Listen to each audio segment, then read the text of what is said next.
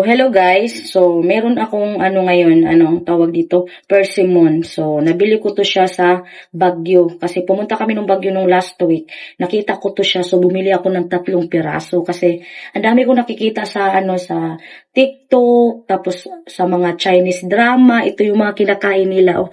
So, ang tawag dito ay persimmon. Oh, so, itry natin, no. So, ano kayong lasa nito? Hindi ko alam kung balatan ba to siya or kainin siya diretso. So, try natin. Ito. Asan ba dito? Ay. So, gahi siya, no? Gahi siya. Mura siya tisa. Pero, siguro, ang sulod-an, dili siguro, kanang humukon ba? Kaya di ba ang tisa, humuk man to siya. Ang anion siguro ni siya, no? Ay, gahi siya. Ni, lahi lagi siya. Ang ani siya, oh. Nasama ni siya, murang magnaik ka ng murang gamot-gamot ba?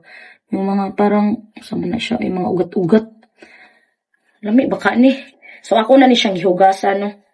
Dito natin malalaman kung masarap ba talaga yung persimmon. Kaso lang, may ugat-ugat man to. Yung sama ni siya, color lang niya. Color lang niya yan. Try natin. Tigas niya.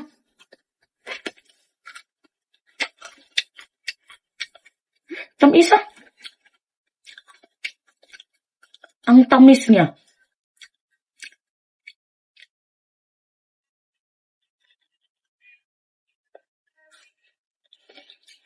Kaso lang may ganyan siya, oh. Hindi ko alam kung normal lang yan. Ayan, oh. Yung parang may mga itim-itim. Mag-slice pa tayo ng ibang persimmon. Kung ganito ba talaga yung loob niya. Eh, tingnan mo. Ito nata yung malapit na mabulok. Dito tayo. Ayan. Try natin to. Matigas pala siya. Yung napanood ko sa sa mga Chinese drama, malambot man yun. Ginagano nila, oh. Tapos na siya, kulay brown na siya rito kasi binilad nila sa araw. Ito, matigas siya. Siguro hilaw pa to. I'm not sure ha kung ganito ba talaga to siya or hilaw or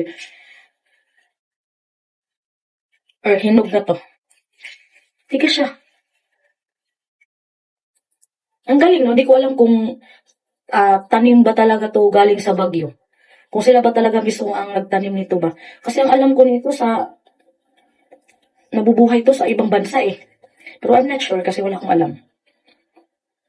Hala, meron talaga siya. Ayan oh, yung parang itim-itim, yung ayan oh. Baka normal lang siguro. Lahat meron eh.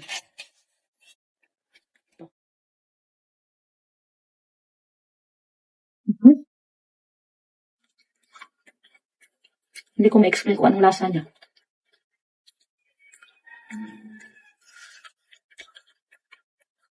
Wala akong masabi. Sobrang tamis lang talaga niya. Para siyang asukal. Asukal tapos siya. Crunchy. Kain niyo ba kaya itong balat? Kain niya itong balat. Feeling ko hindi kinakain yung balat.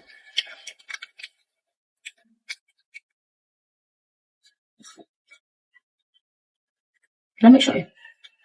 Lami siya pero sobra katamis.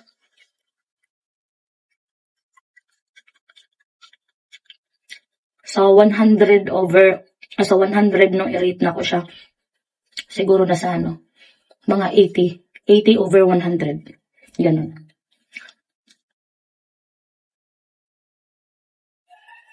Kasi di ako mahilig sa matamis. Iba kasi yung tamis niya. Di ko maintindihan.